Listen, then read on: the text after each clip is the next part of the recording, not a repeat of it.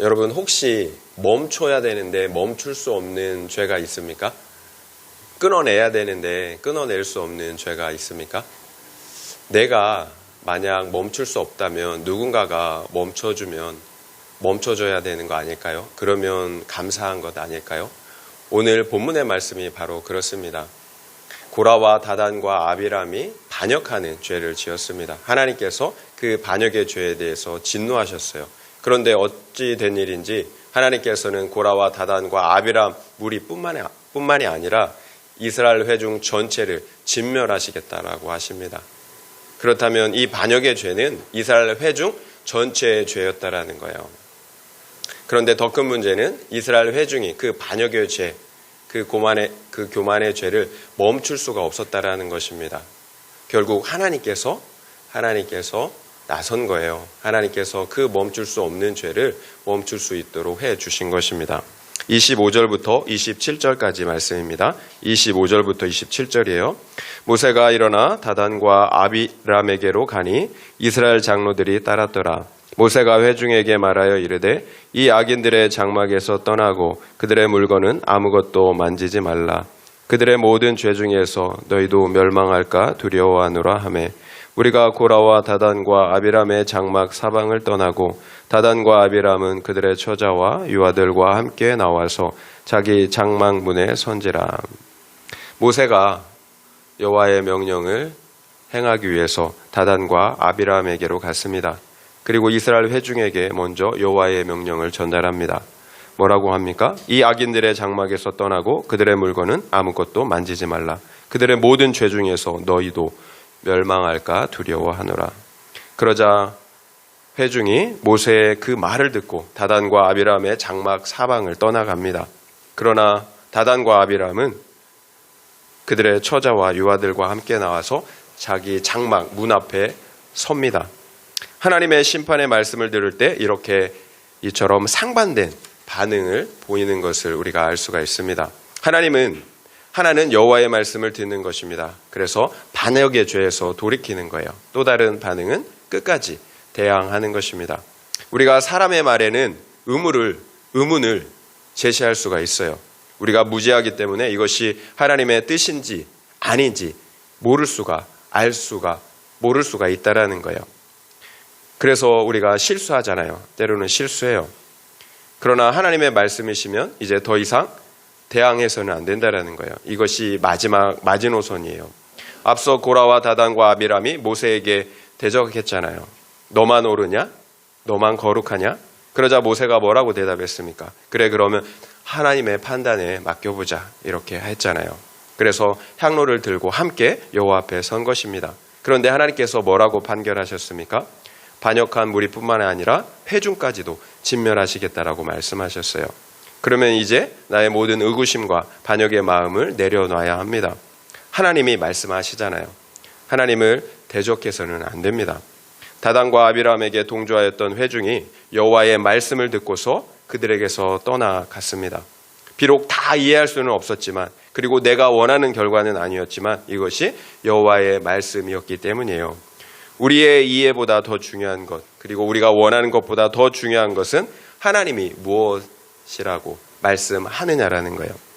그래서 비록 하나님의 그 말씀이 우리가 생각하는 것과 다를지라도 하나님이 말씀하시면 따라야 하는 거예요. 왕이신 하나님께서 말씀하시잖아요. 여러분, 순종해야 합니다. 이해하는 건 나중이에요. 여러분 우리가 순종하고 믿고 순종하면 이해할 수가 있습니다. 하나님의 말씀을 따르느냐 따르지 않느냐에 달려 있어요. 생과 사가. 모세가 다단과 아비람에게 갈 때 이스라엘의 장로들이 따랐다고 합니다. 왜 그랬을까요? 이스라엘 장로들이 처음에는 고라와 반역한 그 무리들의 주장에 동조했던 것 같습니다. 그러나 영광 가운데서 말씀하시는 하나님의 말씀을 듣고 자신들의 허물과 죄를 깨닫게 된 것입니다. 그래서 자신들의 잘못을 돌이킨 거예요. 결국 반역의 사건을 해결하기 위해서 적극적으로 모세와 함께한 것으로 보여집니다. 여러분, 이것이 회개예요. 우리는 때로 잘못된 길로 갈 수가 있어요. 실수할 수가 있어요. 그러나 하나님이 말씀하시면, 그래서 하나님의 뜻이 분명하다면 장로들처럼 돌이켜야 합니다. 자신의 실수를 인정할 수 있어야 된다라는 거예요. 그래서 공동체의 문제가 수습될 수 있도록 함께 힘써야 합니다. 잘못된 길로 가는 지체들 역시 하나님의 말씀으로 돌이킬 수 있도록 적극적으로 도와야 한다라는 거예요. 이것이 참된 회개예요.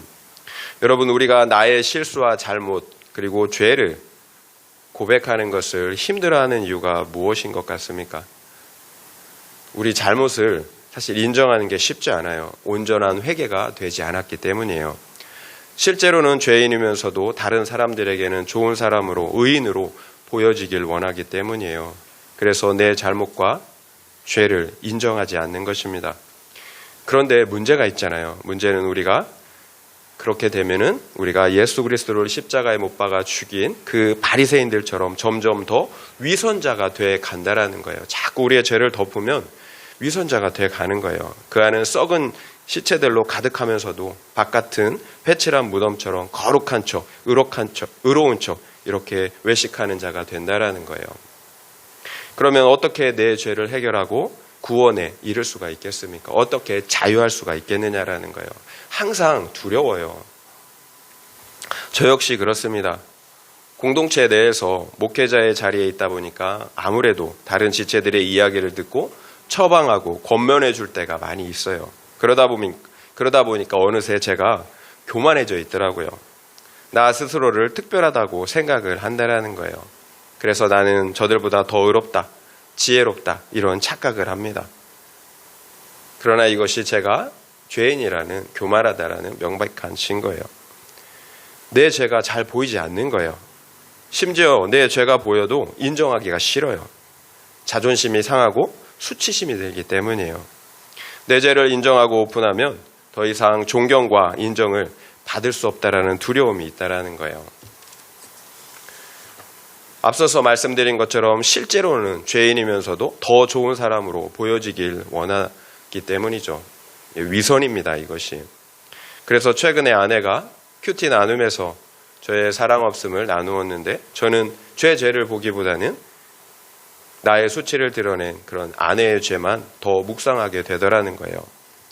이런 사건을 통해서 하나님은 저의 사랑 없음과 또한 더 좋은 사람으로 보이고 싶어하는 그 위선을 보게 하셨어요. 여러분, 말씀을 통해서 깨닫게 되는 거예요. 저는 과거에 목회자임에도 불구하고 야동을 본 적이 있어요. 이것이 알려질까봐 처음에는 엄청 두려웠어요.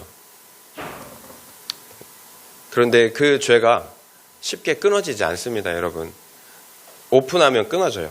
그런데 오픈하지 않으면 유혹이 슬금슬금, 그런 상황이 되면 슬금슬금 다시 그런 유혹에 빠지게 되더라고요.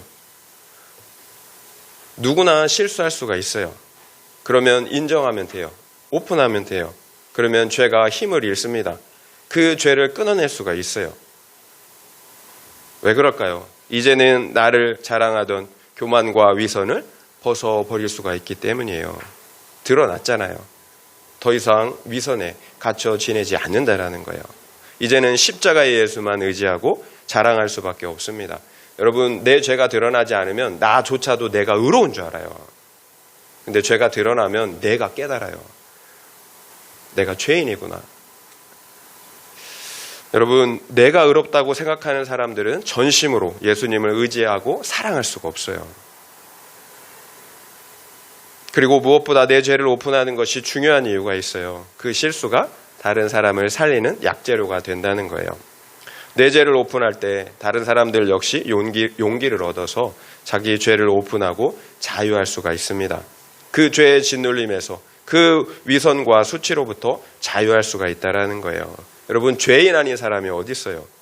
결국 내 죄를 인정하고 예수 그리스도의 영원한 속죄의 은혜를 누리든지 아니면 끝까지 내 죄를 붙잡고 위선 가운데 죽든지 둘 중에 하나를 선택해야 하는 거예요. 장로들이 모세와 함께함으로 자신들의 실수를 인정할 때 이스라엘 회중들 역시 자신들의 죄를 깨닫고 다단과 아비람의 그 죄의 장막을 떠날 수가 있었습니다. 그러면 함께 사는 거예요. 내가 먼저 고백하고 인정할 때 나도 살고 다른 지체도 살 수가 있습니다. 적용 질문 드리겠습니다. 나는 나의 실수나 잘못을 잘 인정하십니까? 아니면 잘 인정하지 않습니까?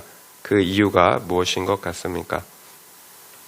나는 나의 실수나 잘못을 잘 인정하십니까? 아니면 잘 인정하지 않습니까?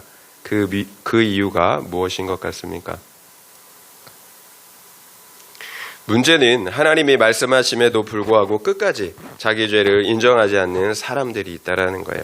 다단과 아비람은 처와 아들들 그리고 어린 손자들까지 다 함께 하나님 앞에 섰습니다. 여러분 얼마나 담대한 모습입니까? 담대하잖아요. 하나님의 영광을 보고도 하나님의 말씀을 듣고도 온 가족이 담대하게 하나님을 대적하고 있습니다. 그렇다면 그 결과는 어떻게 되었을까요? 28절부터 30절까지 말씀 함께 읽겠습니다. 28절부터 30절이에요. 모세가 이르되 여호와께서 나를 보내사 이 모든 일을 행하게 하신 것이요 나의 임의로 함이 아닌 줄을 이 일로 말미암아 알리라. 곧 이 사람들의 죽음이 모든 사람과 같고 그들이 당하는 벌이 모든 사람이 당하는 벌과 같으면 여호와께서 나를 보내심이 아니거니와 만일 여호와께서 새 일을 행하사 땅이 입을 열어 이 사람들과 그들의 모든 소유물을 삼켜 산채로 스우르에 빠지게 하시면 이 사람들이 과연 여호와를 멸시한 것인 줄을 너희가 알리라.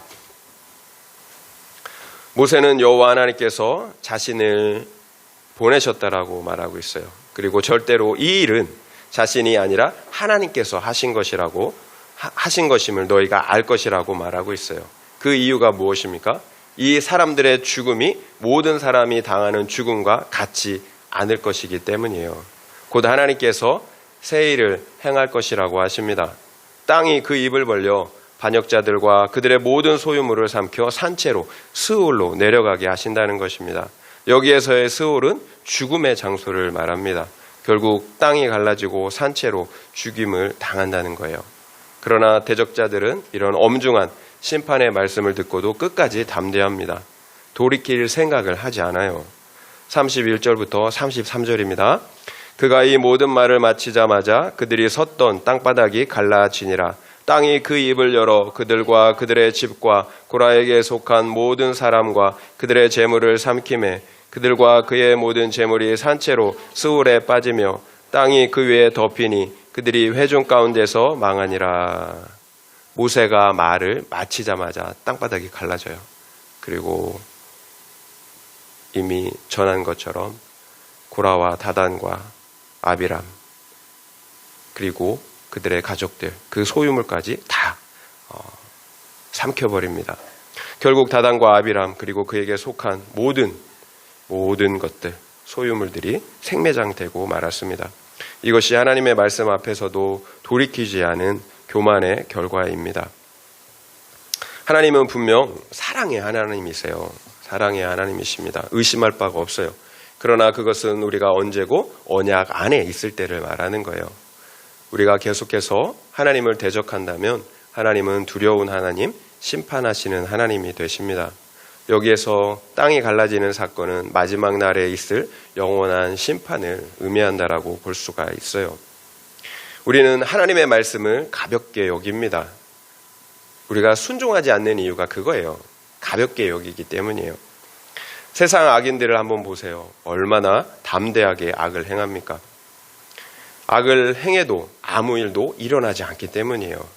그래서 악인들은 하나님을 자신들과 같다라고 생각한다라는 거예요. 이것이 성경이 말씀하는 바예요. 악인들은 하나님은 없다라고 합니다. 하나님께서 즉각적으로 심판하시지 않기 때문이에요. 그래서 담대하게 죄를 짓는 것입니다. 그러나 얼마 남지 않았어요. 심판대 앞에, 영원한 심판대 앞에 서야 합니다. 그렇다면 왜 하나님께서는 이처럼 한 번도 일어나지 않았던 새 일을 행하시는 것일까요? 여러분, 이게 중요해요. 악인들에게는 즉각적으로 심판하시지 않아요. 그러니까 담대한 거예요. 그런데 택자들에게는 즉각적으로 심판하신다라는 거예요. 게다가 한 번도 일어나지 않았던 새 일까지 행하신다라는 거예요. 앞서 말씀드린 것처럼 이 일은 모세가 행하는 것이 아니에요. 하나님께서 행하시는 것입니다. 그 사실을 알아야 하기 때문에 그런 거예요. 그래서 새 일을 행하시는 것입니다. 그렇다면 그 이유가 무엇일까요? 왜 하나님께서 행하시는 것을 알아야 할까요? 30절 말미에 이 사람들이 과연 여호와를 멸시한 것인 줄을 너희가 알리라. 하나님이 세우신 질서를 대적하는 것은 사람을 멸시하는 것이 아니라 여호와 하나님을 멸시하는 것인 줄을 알아야 하기 때문이에요. 이처럼 자기 죄를 깨닫게 하시려는 것입니다. 이것이 새 일을 행하시는 이유예요. 이것이 하나님께서 새 일을 행하시는 이유, 곧 땅이 입을 벌려 대적자를 삼킨 이유입니다. 자신의 죄를 깨달아야 하기 때문이에요. 만약 반역한 무리들이 일반적인 사람이 죽는 방법으로 죽었다면 하나님이 하셨다라고 인정할 수가 있을까요? 그 죄로 죽었다라는 것이 인정이 될까요? 예를 들어서 그들이 잠을 자다가 심장마비로 죽었어요. 그러면 하나님이 치신 걸까요? 아니면 지병이 있어서 죽은 걸까요? 이처럼 반신반의하지 않겠습니까? 그런데 바로 내 눈앞에서 땅이 갈라져서 반역의 무리들이 삼켜버립니다. 말 그대로 천벌이잖아요. 의심할 수가 없죠. 하나님께서 하신 것입니다. 하나님을 대적한 죄, 곧 죽을 죄라는 사실을 알게 하신 것입니다. 이스라엘 자손들이 택자이기 때문이에요. 세상 악인들, 비택자들에게는 그런 일이 일어나지 않아요. 택자이기에 새 일을 행하신 것입니다. 죄에서 돌이킬 수 있는 기회를 주신 거예요. 모세가 말을 마치자마자 땅바닥이 갈라진 것 역시 같은 이유예요. 만약에 말씀의 선포 없이 땅만 갈라졌다면 이스라엘 회중이 그 사건을 심판으로 받아들일 수가 있겠습니까? 그냥 재수가 없어서 생긴 일로 생각했을 거예요. 그러나 하나님은 말씀이 선포된 직후에 바로 땅을 가르셨어요. 그러면 하나님의 징계를 인정하지 않을 수가 없는 거죠. 그래서 기복의 말씀이 아니라 구속사의 말씀이 선포돼야 하는 것입니다. 그래야 징계를 징계로 받아들일 수가 있는 거예요. 만약 구속사의 말씀이 아니라 기복의 말씀만 들었다면 하나님의 그 징계를 징계로 받아들일 수가 없다라는 거예요. 결국 심판과 징계 자체가 목적이 아니에요. 죄를 깨닫는 것, 그래서 회개하고 돌이키는 것, 그래서 사는 것이 목적이에요. 여러분의 인생 가운데 그렇다면 땅이 갈라진 사건은 무엇입니까? 여러분, 질병입니까? 사업 실패, 실직입니까? 관계의 파손입니까? 아니면 누군가의 죽음입니까? 그러면 그 사건들이 그냥 운이 없어서 일어난 사건일까요? 아니면 내가 택자이기 때문에 하나님께서 행하신 새 일일까요? 하나님께서 그 사건을 통해서 나에게 원하시는 것이 무엇이겠습니까? 여러분, 문제 해결일까요? 아니면 회개일까요? 그런데 우리는 어떻습니까? 그 죄를 회개하지 않아요.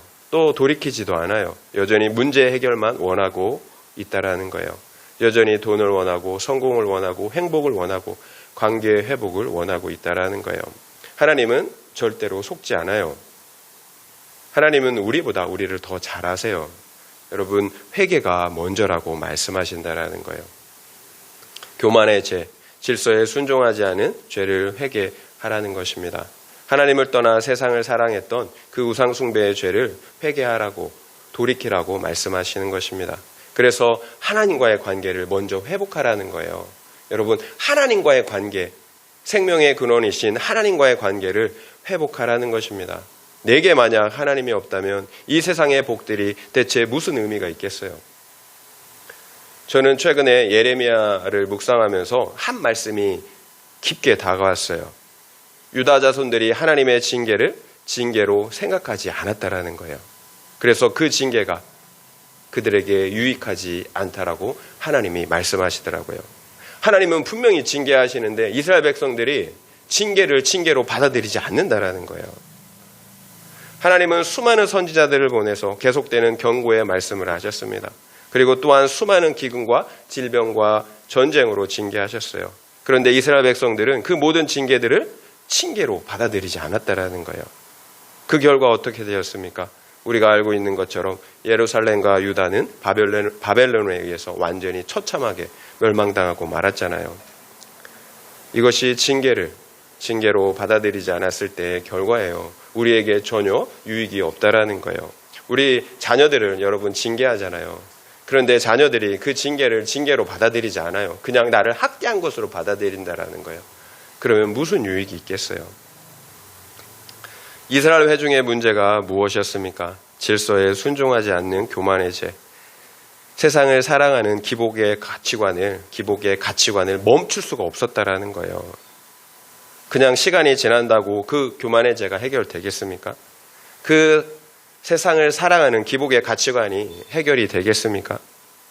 고쳐지지가 않는 거예요. 끊어낼 수가 없는 거예요. 그래서 우리 인생 가운데 땅이 갈라지는 세일이 일어나는 겁니다. 34절입니다. 34절 함께 읽겠습니다.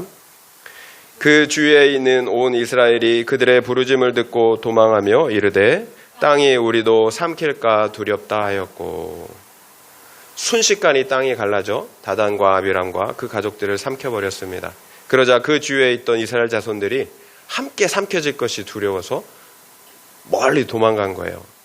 그 광경이 얼마나 처절하고 끔찍했을까요?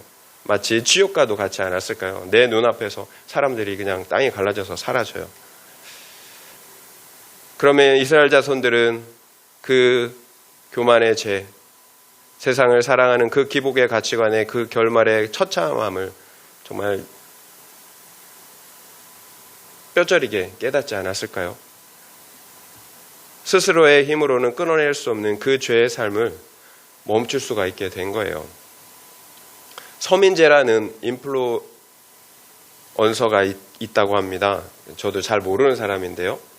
작년 1월에 가수 남태형과 필로폰을 투약한 혐의로 징역 10월에 집행유예 2년을 선고받았다고 합니다. 그런데 제가 이분을 특별히 언급하는 이유가 있어요. 마약 중독에서 빠져나올 수 없었던 그 자신의 그 마약 중독에서 빠져나올 수 있었던 그 이유가 자신의 의지 때문이 아니라 어떤 사건 때문이었다라는 거예요. 그녀가 SNS에 올렸다라는 그 글을 읽어드리겠습니다. 길지만 짧은 것만 읽어드릴게요. 지금의 나는 마약 투약 일주일 뒤 SNS에 마약 투약 사실을 써서 자폭하고 뛰어내린 것이 차라리 다행이라고 생각한다. 덕분에 멈출 수가 있었으니까. 만약 그날 나에게 아무 일도 일어나지 않았더라면 나는 결국 나도 만성 중독자가 되어 지금보다도 훨씬 더 끔찍한 결말을 맞았을 것이다. 장담한다. 마약의 끝은 정신병원, 교도소 혹은 죽음뿐. 이분은 자신 스스로 마약을 한 사실을 SNS에 알렸어요. 그러니까 폭로한 거예요. 그리고 아파트에서 뛰어내렸다고 합니다. 그래서 심한 골절을 당했대요. 그런데 이 사고가 오히려 다행이라는 거예요. 그 덕분에 마약을 멈출 수가 있었기 때문입니다. 여러분, 마약 중독 나쁜 거 다 알잖아요. 끊어야 한다라는 거 다 알잖아요. 그런데 멈출 수가 없어요. 마찬가지예요. 도박 중독, 게임 중독, 주식 중독, 술 중독, 음란 중독 다 마찬가지예요. 끊어야 한다는 걸 알아요. 그런데 멈출 수가 없습니다. 우리가 범하고 있는 죄들 역시 마찬가지예요. 교만한 것, 나쁜 거 우리가 모릅니까? 질서 순종 안 되는 것, 나쁜 거 우리가 모릅니까? 세상 사랑하는 것, 안 된다라는 것, 우상 숭배라는 거 우리가 모릅니까? 그런데 멈출 수가 없잖아요. 자꾸 마음이 가고 눈이 가고 손이 가고 몸이 가잖아요. 문제는 그냥 내버려두면 영원한 수치, 사망에 이르게 된다라는 거예요.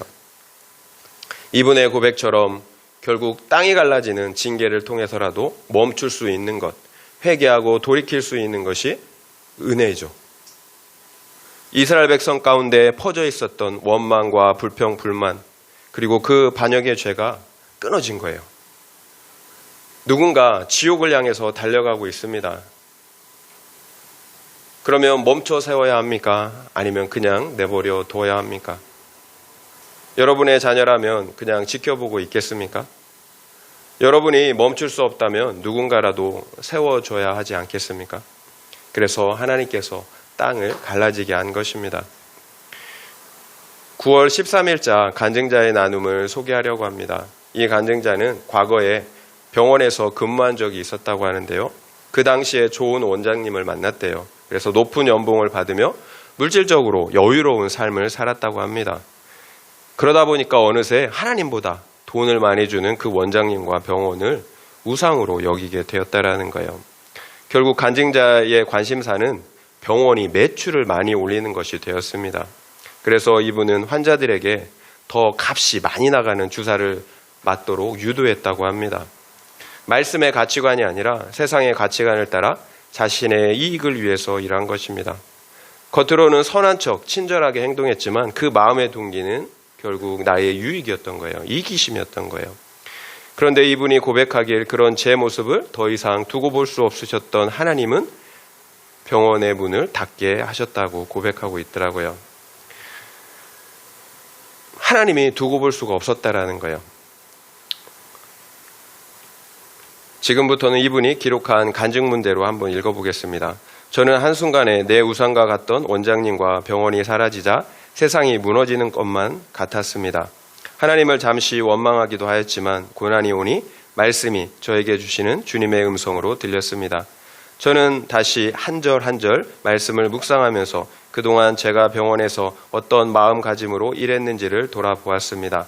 그러자 내원하는 환자들을 병원 매출을 올려줄 수단으로 여겼던 저의 허물과 죄가 보여 회개하게 되었습니다. 이렇게 말씀으로 사건을 해석하고 내 죄를 깨닫게 되니 직장 고난은 절대 우연이 아닌 나를 위해 하나님이 허락하신 환경임을 인정할 수가 있었습니다. 그리고 내 이익과 욕심을 내려놓자 믿지 않는 가족에 대한 구원의 애통함이 생겼습니다. 병원의 문을 닫는 것은 이분 간증자에게 땅이 갈라지는 사건이었어요. 이 사건 이후에야 말씀이 들리고 내 죄가 보였습니다. 결국 땅이 갈라져서야 내가 사랑하던 기복의 가치관과 죄악들을 멈출 수가 있었다는 것입니다. 그러자 앞서 기복의 가치관으로 살 때는 가족들의 구원에 대해 무관심했었는데 이제는 믿지 않는 가족들에 대한 구원의 애통함이 생겼다고 합니다. 여러분, 누가 영혼에 대한 애통함을 가질 수가 있겠습니까? 그 안에 생명이 있는 사람이에요. 내 안에 생명이 있으면 생명이 없는 사람들을 볼 때 애통함이 있어요. 특별히 사랑하는 가족들이 영원한 지옥을 향해 달려가는데 어떻게 애통하지 않을 수가 있겠습니까? 생명은 또 다른 생명을 낳게 되어 있어요. 그래서 다른 사람에 대한 애통함이 있는 사람이 있다면 그 사람은 그 안에 생명이 있는 사람이에요. 그러나 내 안에 생명이 없다면 기복만이, 성공만이, 행복만이 애통함의 이유가 된다라는 거예요. 여러분, 내가 왜 지금 애통합니까? 영혼 때문에 애통합니까? 아니면 기복 때문에, 성공 때문에, 행복 때문에 애통합니까? 결코 영혼에 대한 애통함으로 여러분 울 수가 없어요. 여러분의 기복이, 성공이, 행복이 애통함의 이유라면 결코 영혼에 대한 애통함으로 울 수가 없어요. 결국 땅이 갈라지는 사건은 나를 살리는 하나님의 사랑의 징계예요. 그 징계를 내가 어떻게 바라보느냐에 따라 그러나 유익할 수도 있고 유익하지 않을 수도 있어요. 간증자처럼 그 징계를 징계로 받아들이면 후회할 것이 없는 구원에 이르는 회개를 이루게 됩니다. 예수님이 찾아오시는 구원의 사건이 되는 것입니다. 여러분, 예수님이 찾아오셔야 구원이잖아요. 그러나 그 징계를 징계로 받아들이지 않으면 아무 유익이 없어요. 그저 사망을 이룰 뿐입니다. 다단과 아비람의 길을 가는 거예요. 그렇다면 다단과 아비람, 그들의 자녀들은 무슨 잘못이 있습니까? 왜 부모와 함께 생매장이 돼야 합니까? 자녀들이 부모를 닮는 것, 부모의 삶을 따라가는 것은 당연한 것입니다. 나의 자녀들이 왜 하나님을 대적합니까? 왜 세상 기복의 가치관을 따라 살겠습니까? 내 삶의 결론이에요. 내가 그렇게 살았기 때문이에요. 적용 질문 드리겠습니다. 내 인생 가운데 땅이 갈라진 사건은 무엇입니까? 내 죄를 멈출 수가 있었습니까? 그래서 하나님의 사랑의 징계임이 인정이 되십니까? 아니면 내 죄가 인정이 되지 않습니까? 그래서 하나님이 원망이 되십니까? 한번 생각해 보시기 바랍니다. 내 인생 가운데 땅이 갈라진 사건은 무엇입니까? 내 죄를 멈출 수가 있었습니까? 그래서 하나님의 사랑의 징계임이 인정이 되십니까? 아니면 내 죄가 인정이 되지 않습니까? 그래서 하나님이 원망되십니까? 한번 생각해 보시기 바랍니다. 35절 말씀 읽겠습니다. 35절이에요. 여호와께로부터 불이 나와서 분향하는 250명을 불살랐더라. 불이 나와서 분향하는 사람들 250명을 불살랐습니다. 앞서 이와 비슷한 사건이 있었어요. 아론의 두 아들 나답과 아비후가 성소에 들어가 다른 불을 들이다가 여호와께로부터 불이 나와서 죽임을 당했던 사건이 있었어요. 무엇이 문제였나요? 제사를 드리는 것이 문제였습니까? 아니면 제사자들이 거룩하지 않은 것이 문제였습니까? 이와 관련해서 유명한 말씀이 있습니다. 하나님은 사울 왕에게 아말렉 족속을 진멸하라는 명령을 내리셨어요. 남녀노소 모든 사람을 포함하여 짐승까지도 싹 다 진멸하라는 명령을 내렸습니다. 그러나 사울 왕은 어떻게 했나요? 시원찮은 짐승은 죽였어요. 그러나 건강하고 살진 짐승들은 살려두었어요. 아까웠기 때문이에요. 그런데 핑계를 댑니다. 하나님께 제사를 드리기 위해서 살진 짐승들을 살려놨다라는 거예요. 그러자 사무엘이 뭐라고 대답합니까? 사무엘상 15장 22절부터 23절이에요. 여러분 너무나 잘 아는 말씀이죠. 사무엘이 이르되 여호와께서 번제와 다른 제사를 그의 목소리를 청종하는 것을 좋아하심같이 좋아하시겠나이까. 순종이 제사보다 낫고 듣는 것이 순양의 기름보다 나으니 이는 거역하는 것은 점치는 죄와 같고 완고한 것은 사신 우상에게 절하는 죄와 같음이라. 왕이 여호와의 말씀을 버렸으므로 여호와께서도 왕을 버려 왕이 되지 못하게 하셨나이다. 하나님께서 원하시는 것은 제사가 아니라 순종이라고 말씀하세요. 하나님의 말씀을 듣는 것, 이것을 원하신다라는 거예요. 결국 사울 왕이 하나님의 말씀을 버렸으므로 하나님 역시 사울 왕을 버려 왕이 되지 못하게 하십니다. 그리고 그 왕권을 하나님의 마음에 합한 자 다윗에게 주십니다. 그렇다면 우리는 어떤가요? 여러분 하나님의 말씀을 듣고 계십니까? 그래서 순종하고 계십니까? 그래서 거룩한 예배자가 되어 하나님을 예배하고 계십니까? 아니면 우리의 모습은 돌아보지도 않고 무작정 예배를 드리고 있지는 않습니까? 여러분 일주일 동안 말씀 없이 내 마음대로 살다가 이 시간 예배를 드리고 있지는 않느냐라는 거예요. 하나님이 원하시는 것은 거룩한 예배자예요. 내가 먼저 거룩한 예배자가 되는 것입니다. 그러면 그가 드리는 모든 제사가 거룩합니다. 하나님께서 기뻐 받으시는 예배가 되는 거예요. 그러나 내가 말씀에 순종하지 않는 예배자라면 우리가 드리는 모든 예배와 기도는 하나님이 받으실 수가 없어요. 가증하다라는 거예요. 예배를 많이 드리고 기도를 많이 하는 것보다 더 중요한 것은 순종이에요. 우리의 거룩입니다. 그렇다면 하나님께서 우리의 예배를 기뻐 받으셨다라는 그 사실을 우리가 어떻게 알 수가 있을까요? 하나님께서 성령의 불로 임하십니다. 여러분 우리의 예배를 하나님이 받으실 수가 없어요. 그러면 어떤 불로 임하십니까? 심판의 불, 진노의 불로 임하십니다. 성령의 불로 임할 때 어떤 일이 있습니까? 우리 안에 성령 충만한 은혜, 하나님의 영광과 사랑과 기쁨으로 충만한 은혜를 누리게 됩니다. 그래서 사랑과 희락, 화평과 온유, 충성과 같은 성령의 열매를 맺게 되는 것입니다. 그러나 성령의 불이 아니라 진노의 불, 심판의 불이 임하면 어떻게 됩니까? 우리의 영이 죽어요. 우리가 아무리 예배를 드려도 기쁨이 없어요. 내 죄를 보는 회개를 통한 삶의 변화가 없어요. 거룩의 변화가 나타나지 않는다라는 거예요. 그래서 성경이 말씀하길 뭐라고 말씀합니까? 이런 열매를 맺는데요. 음행과 우상숭배와 분쟁과 시기와 분냄과 당짓는 것과 술 취함과 방탕함의 열매를 맺는다라고 말씀하세요. 문제는 그처럼 육신의 열매를 맺는 자들은 하나님의 나라를 유업으로 받을 수가 없다라고 말씀하고 계신다라는 거예요. 이것이 심판의 불을 받은 사람들의 삶이에요. 여러분 나의 모습은 돌아보지 않고 습관적으로 예배를 드려서는 안 됩니다. 여러분 우리가 하나님을 알지 못하니까 그처럼 담대할 수가 있는 것입니다. 무지하기 때문이에요. 고라와 250명의 대적자들을 통해서 우리는 교훈을 얻어야 합니다. 하나님은 제사보다 순종을 원하십니다. 하나님은 우리의 제사보다 거룩을 원하십니다. 적용 질문 드리겠습니다. 나는 성령의 임재가 있는 기쁨의 예배를 드리십니까?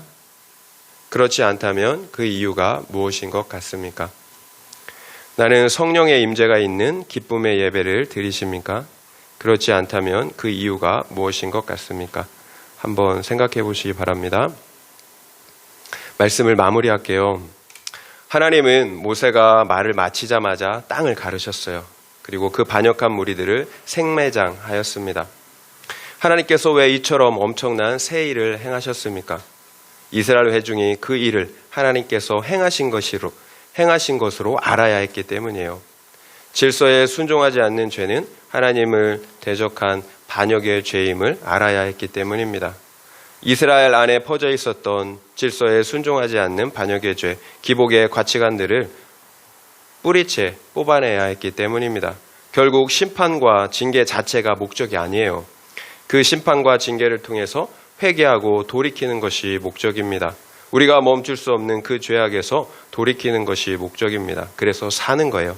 그래서 하나님은 우리에게 끝없이 말씀하시고 또 끝없이 여러분 간섭하시면서 징계하시는 것입니다. 그렇다면 여러분의 인생 가운데 하나님이 행하신 그 새 일은 무엇입니까? 여러분이 멈출 수 없었던 그 죄악된 삶을 멈출 수 있게 하신 하나님의 사랑인 것이 인정이 되십니까? 우리 인생의 진정한 행복과 생명은 이 세상의 기복에 있지 않아요. 그 세상에 있는 기복, 그 무엇에 있지 않다라는 거예요. 오직 하나님 안에만 있어요. 하나님 안에만 생명과 행복이 있습니다. 이제는 원망과 불평, 슬픔과 연민을 여러분 내려놔야 합니다. 오히려 영원한 사망에 이를 수밖에 없었던 그 멈출 수 없었던 죄를 멈출 수 있게 해주신 하나님의 사랑에 감사할 수 있어야 합니다. 여러분 그것이 잘 되지 않으시죠? 그것이 잘 되지 않아요. 이것이 우리의 모습이에요. 잘 되지 않습니다. 여러분 십자가의 주님을 바라보시기 바랍니다. 그곳은 내가 있어야 할 자리예요. 그곳에 우리 주님이 계십니다. 여러분 내 죄가 보이면 감사할 수가 있어요. 내 죄가 보여야 감사할 수가 있어요.